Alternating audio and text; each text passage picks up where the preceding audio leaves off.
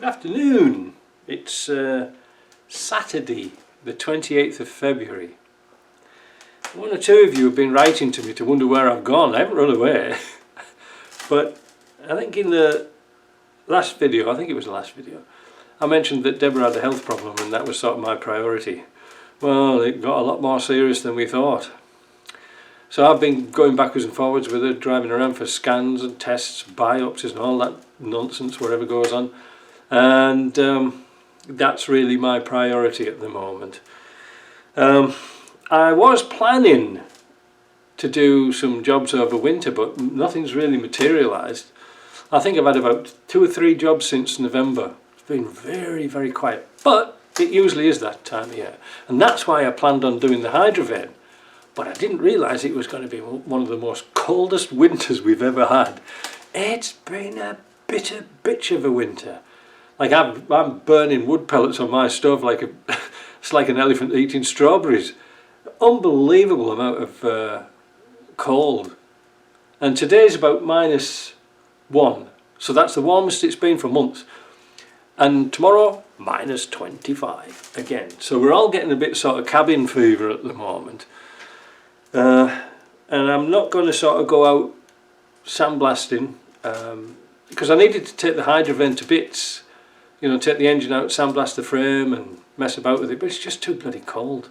And even then, even if I wanted to, I use the compressor to do some sandblasting in my little blasting cabinet here the other day, and the compressor seized up with cold. I think because I used it just for a short period of time, it got some condensation in the cylinders and the bloody thing's seized up now, won't turn, so I'm stuck until spring really, and the container's not heated. Oh, what a mess, eh? Like I say, I've talked to some old timers, they've not known a winter like this before. They said it's really bitter cold. Not so much snow, but bloody cold, and like I say, tomorrow night's going to be -24. There's something to look forward to, isn't there? Yeah, like I said, the enthusiasm for, you know, like I said, doing Land Rover stuff like that, there's no jobs really coming in, so there's nothing really to film, nothing interesting. I'm going to do re-edit some old videos that I haven't uploaded yet, so that'll give me something to do and you something to watch.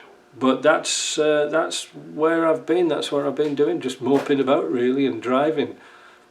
Not much fun, is it? But what can you do? So we might be able to do the hydroven come spring. It's not too bad. I'll get it done. Oh, I had a log splitter in. That was an interesting job. I'm messing about with it down here. Motor had burnt out. Scrap. What was it now? $3.99 for a new log splitter, or $600 for a new motor. Sometimes things aren't very economical to repair, and I mean, I couldn't take that for a rewind. It would cost a fortune here, so that's that. That's about the top and bottom of it all. So I'm still reading you all your comments and replying to as many as I can. You know, I can do that. That's not a problem. I'll point you in the right direction of what you need to know. But at the moment, like I said, the wind's gone out of my sails at the moment, and I'm just sort of meandering around, moping around. Thank you very much for everybody who wrote to Deborah and sent the best wishes and things. And thank you to Mr. and Mrs. Barker who sent a card. That was nice. She's got it pinned on my wall upstairs. But I'll be back shortly, hopefully. I need something to do. As soon as the weather picks up. That's why that's the reason why I've been messing about with parking heaters, you know, like for the last few weeks, because there's no jobs coming in, you know. No point making work for yourself, but that was it. Oh, by the way, whilst I was on about parking heaters, I think in the last video I showed you some of that insulation. It was like, I got some 3 and 3.5 inch insulation. It was really thick. It was about sort of like this thick. Anyway, I put it in Deborah's camper and it worked like a charm. Brilliant. The little adapter I put under the end of the heater with the pineapple chunk tin can, that worked fine. So we had an insulation going in, insulation going out.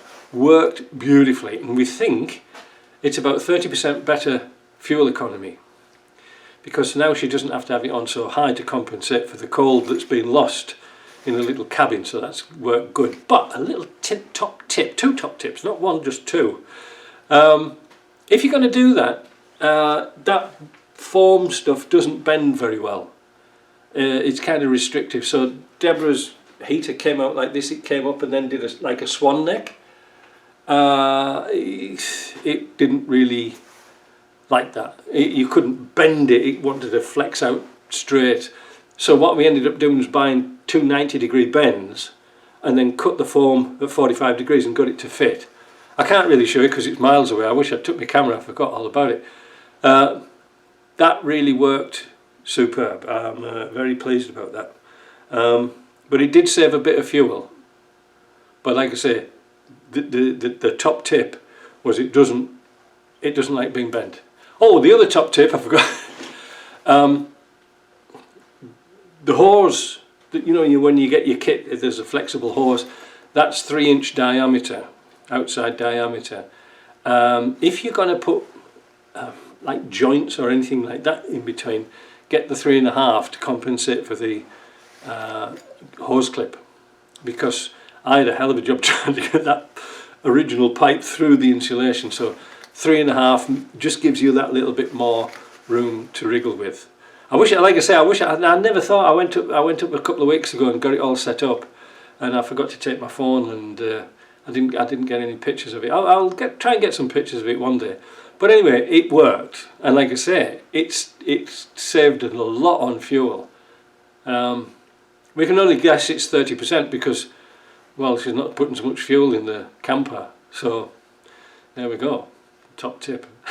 Anyway, all right, that's the news for now. I hope to get back to you soon. But thanks for, once again, I'm just talking on Deborah's behalf.